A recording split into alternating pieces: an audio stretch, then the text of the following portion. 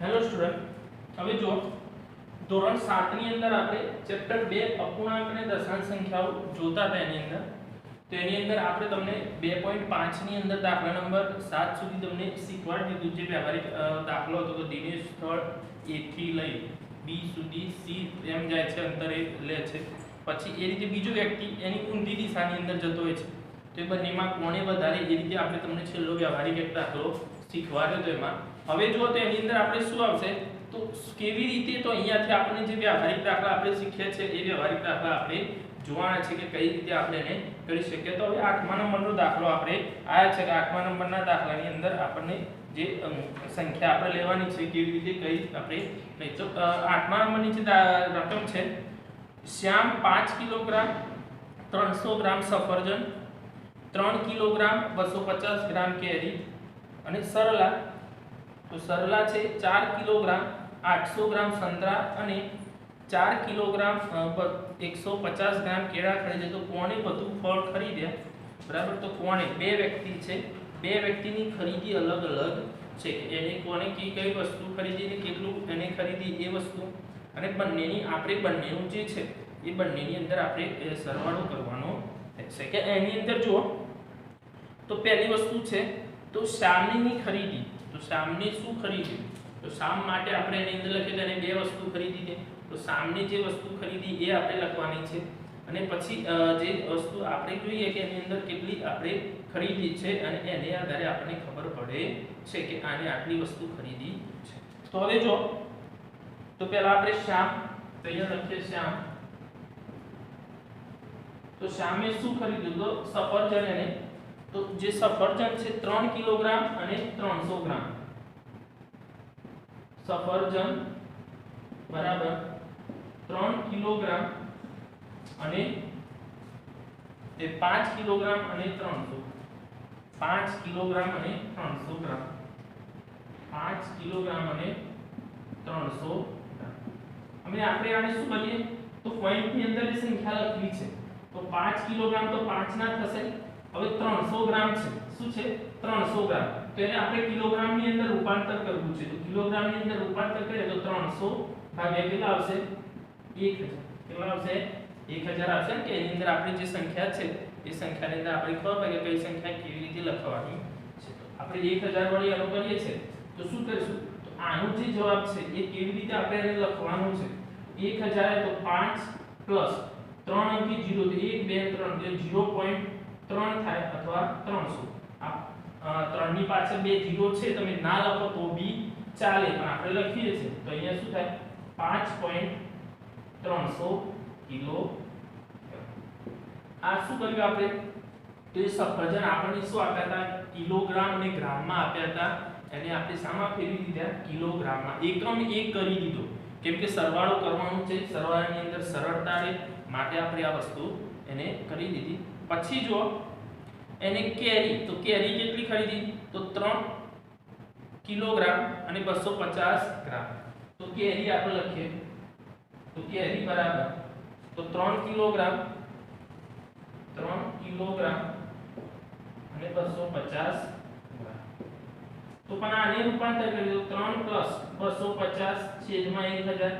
આ 1000 કેમ લખીએ છે ખબર છે ને, 1000 એ ગ્રામ કિલોગ્રામ નો એકમ છે. અહીંયા આપણે લખવું હોય તો 1 કિલોગ્રામ બરાબર 1000 ગ્રામ. આ એકમ છે, તો એકમનો ઉપયોગ કરીને આપણે 1000 વડે ભાગાકાર કરીએ છે. 1000 વડે ભાગાકાર કરીએ આપણે તો 3 પ્લસ 3 અંકી 1 2 3 અંકી એટલે 0.250. ત્યારે આ જો 0 0 નીકળી જાય તો 0.25 પણ લખી શકાય. 250 ની જગ્યાએ 0.25 લખીએ તો પણ એ સાચું થશે. તો અહીંયા આવશે 3.250 કિલો. કેટલા આવશે 3.250 કિલો. તો આ સામે આ બે વસ્તુ ખરીદી છે, તો શ્યામની કુલ ખરીદી આપણે લખવી છે કે શ્યામની કુલ ખરીદી, તો શ્યામની કુલ ખરીદી, કુલ ખરીદેલ ફળ બરાબર, એટલે કુલ કેટલા ફળ ખરીદે આપણે અહીંયા લખી દઈએ. તો કુલ ફળ એટલે કેટલા ખરીદે, તો શ્યામની અંદર આપણે જોઈએ તો સફરજન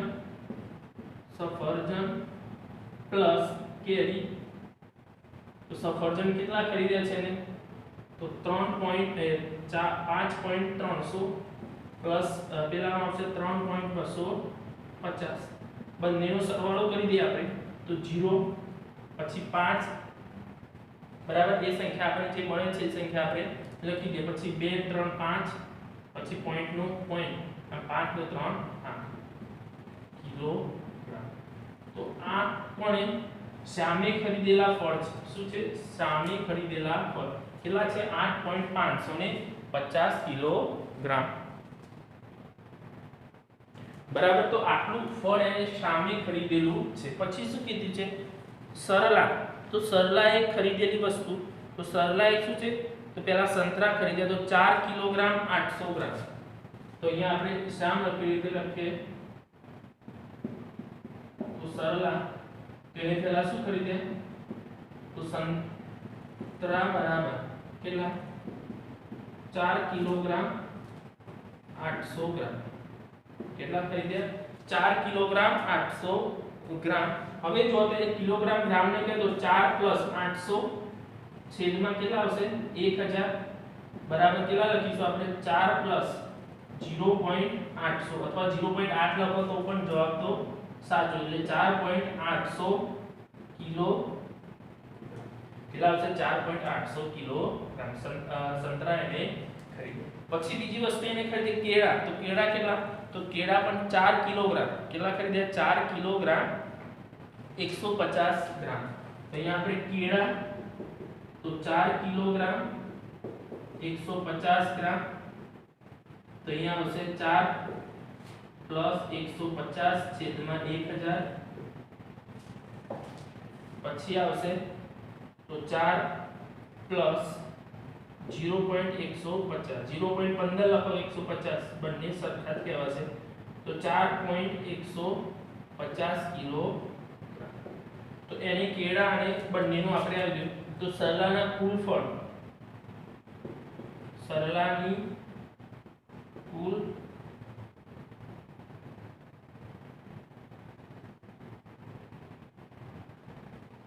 ખરીદેલ ફળ બરાબર તો શું આવશે તો સંતરા પ્લસ કેળા બરાબર શું આવશે સંતરા કેટલા છે તો સંતરા આપણને આપ્યા છે 4.800 પ્લસ 4.150 બંનેનો સરવાળો કરી દે તો 0 પછી 5 પછી 8 ને 9 પોઈન્ટ અને 8 કિલોગ્રામ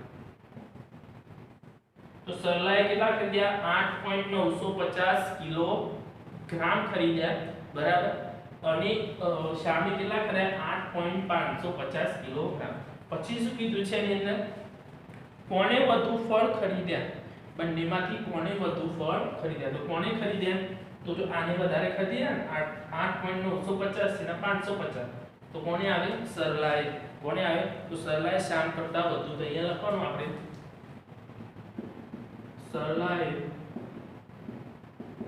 શામ કરતા વધુ ફળ ખરીદ્યા કોણે વધુ ખરીદે તો સરલાએ શામ કરતા વધુ ફળ ખરીદ્યા છે તો આ રીતે આપણને જો ગ્રામ અને કિલોગ્રામ ની અંદર આપ્યું છે તો એ પણ આપણને રૂપાંતર કરતા આવડવું જોઈએ કે કેવી રીતે રૂપાંતર આ વસ્તુને તમે આ રીતે લખો છો તો શામની કુલ ખરીદી આ વસ્તુને અહીંયા બી સફરજન તમે તો અહીંયા ડાયરેક્ટ તમે એમ લખો કે 5 કિલોગ્રામ 300 ગ્રામ પછી પોઈન્ટમાં લખી દો તો પણ એને કહી શકાય પણ સમજાવવા માટે અહીંયા સમજીએ આપણે કે આ જે ગ્રામ છે એને કિલોગ્રામમાં ફેરવવા માટે આપણે 1000 વડે ભાગાકાર કરવો પણ એ વસ્તુ તમને ખબર હોવી જોઈએ તો એ ખબર હશે તો તમે સરળ જો આપણે એમને ભેગા કરી દીધા તો 5 અને 3 જોડે લગાવ્યા તો 500 થઈ જશે ને 5300 કિલોગ્રામ લખી તો ખોટું થઈ જશે એટલે એ ધ્યાન રાખવાનું છે તમારે કે કોણે કેવી રીતે રૂપાંતર કરવાનું છે જો એ ખબર પડી ગઈ તમને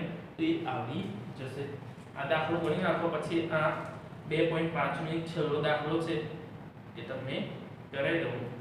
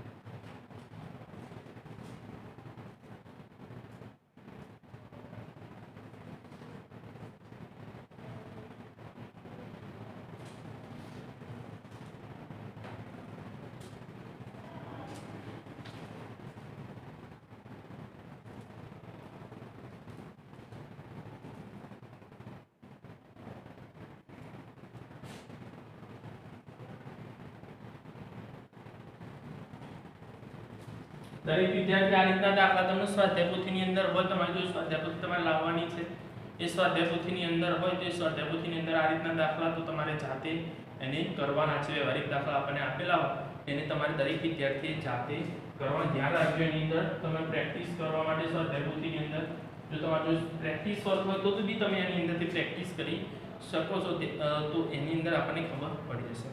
હવે જો 42.6 કિલોમીટર કરતા 28 કિલોમીટર કેટલું ઓછું છે? સિમ્પલ છે.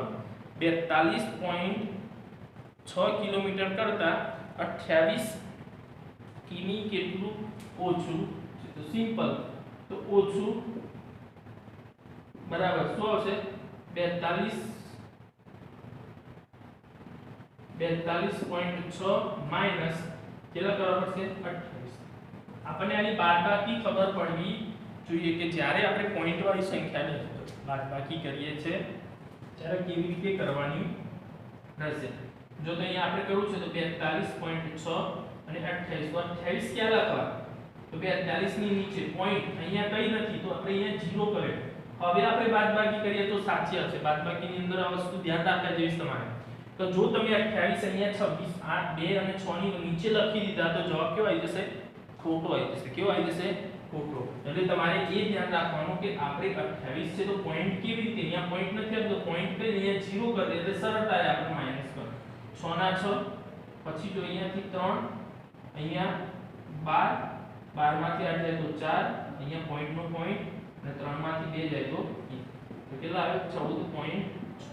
કેટલા આવશે? 14.6 કિલોમીટર. તો આ વસ્તુ તમને બાદબાકી ટૂંકમાં કરતા આવડવી જોઈએ. એની જે સંખ્યા છે એ સંખ્યાને આપણે બાદબાકી કરવી છે, તો બાદબાકી કેવી રીતે કરી શકીએ? માઈનસ કરવા છે તો માઈનસ આપણે કેવી રીતે કરી શકીએ એ વસ્તુ ધ્યાનમાં રાખવાની છે કે જ્યારે પણ આપણે માઈનસ કરતા હોઈએ ત્યારે એ જોવું પડે.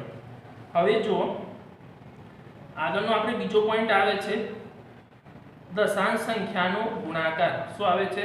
દશાંશ સંખ્યાનો ગુણાકાર. આપણે જે અહીંયા આગળ દશાંશ સંખ્યાનો જે રીતે શીખ્યા કે દશાંશ સંખ્યાના એકમો શીખ્યા, હવે દશાંશ સંખ્યાનો આપણે ગુણાકાર શીખવાનો છે કે જે દશાંશ સંખ્યા આપણને આપી છે એ કોઈ પણ સંખ્યા આપણને આપી હોય તેનો ગુણાકાર કેવી રીતે કરી શકાય છે.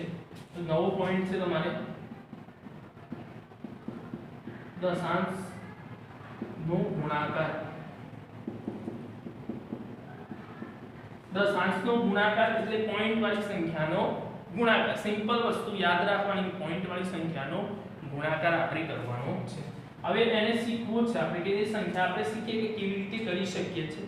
તો દશાંશનો ગુણાકાર દાખલા તરીકે 1.5 ગુણ્યા 3, આનો ગુણાકાર આપણે કરવો છે. તો આનો આપણે સાદો ગુણાકાર જે કરીએ છીએ એ જ વસ્તુથી એનો ગુણાકાર આપણે કરીએ. તો સાદો ગુણાકાર એટલે પોઈન્ટ નું ભૂલી જાવ તો આ શું થઈ જાય? 15 થઈ જાય. શું થઈ જશે? 15. તો 15 તરીકે 45 લખી દીધા. અહીંયા આપણે કેટલા લખી દીધા? 45. તો ત્યાં 45 લખી દીધા. હવે 45 આવી ગયા એટલે અહીંયા શું થાય? એક અંકીય પોઈન્ટ છે તો અહીંયા આપણે એક અંકીય પોઈન્ટ મૂકી દીધો તો કેટલા થઈ ગયા? તો 4.5. કેટલા થઈ જશે?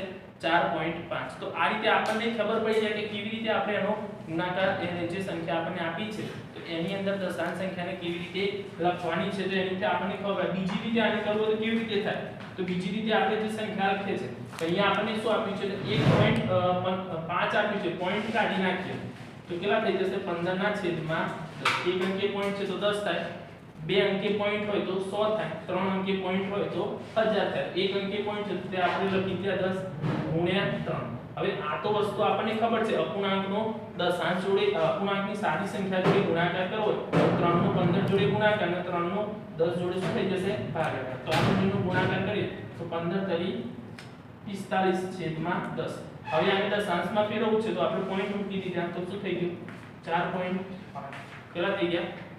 4.5. તો આ રીતે આપણે જો બેમાંથી કોઈ પણ રીતે આ રીતે પણ કરી શકાય અને આ રીતે પણ આપણે એને ગુણાકાર કરી શકીએ. જે આપણને આપેલી હોય તે સંખ્યાથી આપણે જોઈએ તો એ ગુણાકાર આપણે કરી શકીએ. કે આપણને જોવાનું કે કેવી રીતે આપણે સરળતા કઈ રહે છે. જો તમને r આવતી તો આ રીતે, તો સરળતા માટે આપણે શું કરીએ? જ્યારે પણ કોઈ સંખ્યા આપી છે ત્યારે આપણે જોવાનું કે પોઈન્ટ કેટલા અંકે છે. જ્યારે આપણે જવાબ લખીએ છીએ તેની અંદર જોવાનું કે જવાબ લખીએ ત્યારે આપણે એ અંકે પોઈન્ટ કરી દેવાનું. દાખલા તરીકે અહીંયા આપણે લખીએ છે બસ 2.25 ગુણ્યા 4.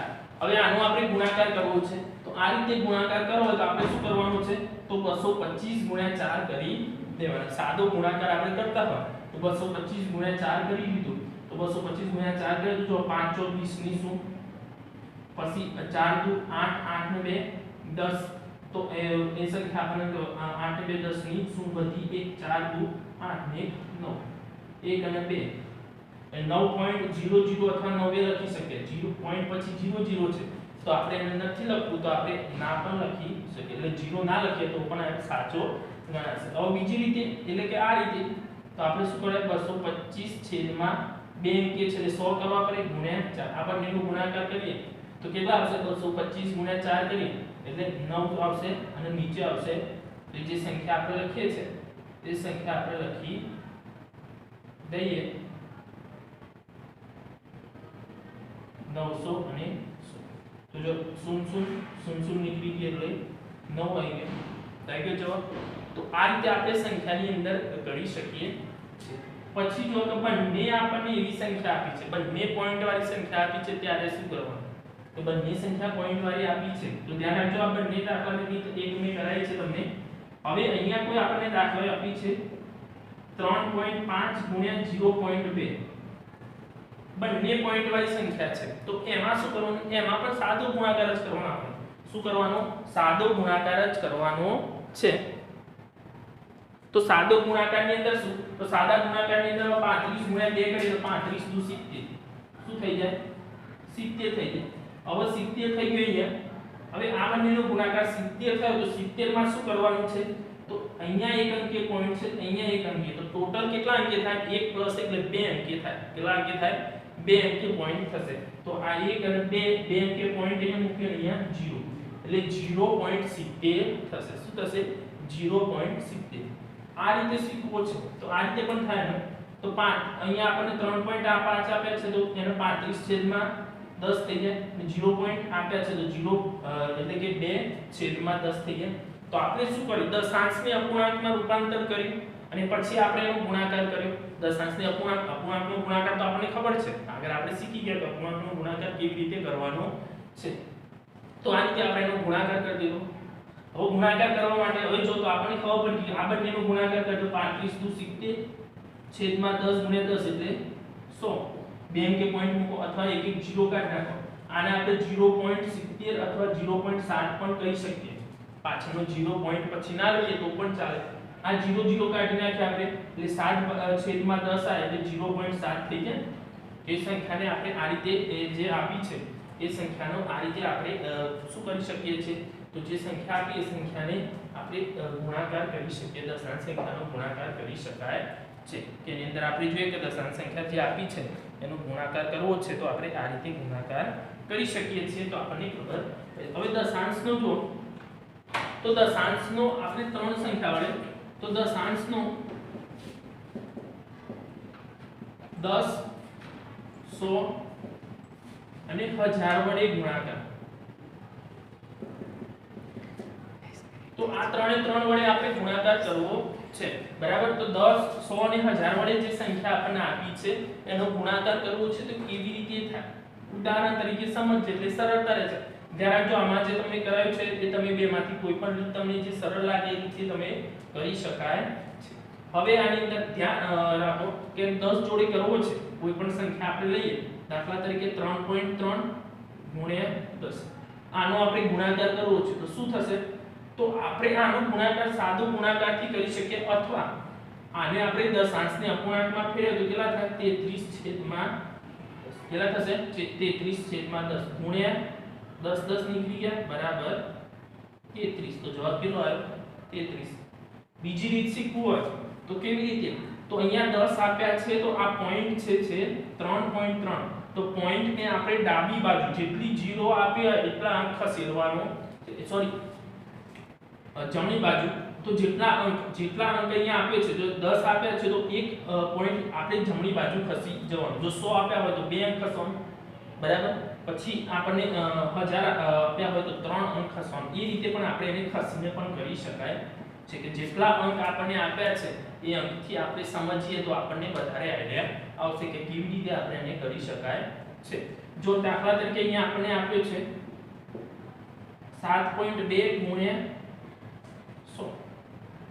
હવે શું કરવાનું છે તો 100 આપ્યો છે એટલે આપણે જે સંખ્યા આપી છે મેં તમને શું કીધું હવે અહીંયા કેટલી જીરો છે 2 જીરો છે કેટલી જીરો 2 જીરો તો 2 જીરો છે તો આ પોઈન્ટને આપણે 2 અંક આ બાજુ ખસવું પડે હવે 2 અહીંયા તો 2 જ આપ્યા છે આપણે જમણી બાજુ ખસવાનું છે તો અહીંયા 2 આપ્યા છે અહીંયા આગળ કોઈ અંક છે નહીં તો ત્યાં 0 લગાવી દેવાનું શું લગાવી દેવાનું 0 એટલે આ બાજુ આપણે 2 અંક ખસીએ એટલે 2 અને પછી 0 પછી એટલે 720 જવાબ એનો આવશે આ રીતે આપણે શીખવું છે તો કેટલા આવે 72/10 ગુણ્યા 0 પૂરી 72 ગુણ્યા 10 એટલે 720 કેટલા થઈ ગયા 720 તો આ રીતે આપણે અંક ખસી અને જે સંખ્યાઓ આપણને આપી છે એનો આપણે ગુણાકાર કરી શકાય છે દાખલા તરીકે 1.225 ગુણ્યા 1000 આનો આપણે ગુણાકાર કરવો છે તો જો પોઈન્ટ કાઢી નાખીએ તો નીચે કેટલા આવશે 2 અંક છે એટલે 2 એટલે 100 ગુણ્યા 1000 1 2 શૂન્ય જતી રહી તો 125 ગુણ્યા 10 કરીએ એટલે કેટલા થાય 1250 કેટલા થશે 1250 તો આ રીતે આપણે સંખ્યાનો ગુણાકાર કરી શકાય છે જે સંખ્યા આપણને આપી છે તો આપણે જોવાનું કે કઈ સંખ્યા કેવી રીતે આપણને આપેલી છે તો એની અંદર આપણે ખબર પડી જાય કે આ સંખ્યા આપણને આ રીતે આપી છે તો આ રીતે 10 100 ને 1000 વડે જે બીજા દાખલા તમને ઉદાહરણ તરીકે હું શીખવાડીશ અત્યારે તમે આની અંદર ધ્યાન રાખજો તમે બેમાંથી કોઈ પણ રીતે દાખલો ગણી શકો આ રીતે પણ ગણી શકે અને આ રીતે બંનેનો જવાબ આપણને સરખો મળવાનો છે તો ધ્યાન રાખવાનું આપણે જ્યારે પણ જે પણ દાખલાઓ શીખવાડું છું એ વ્યવસ્થિત સારા રીતે તમારે લખવાના અને પછી એને તૈયાર કરવાના છે કોઈ પણ વિદ્યાર્થીને ધ્યાન રાખવાનું કઈ બી પ્રોબ્લેમ હોય તો જોતું રહેવાનું તેની અંદર તો આ રીતે તમારે દરેક હવે આગળ જે છે ઉદાહરણ એ આપણે નેક્સ્ટ લેક્ચરની અંદર તમને શીખવાડીશું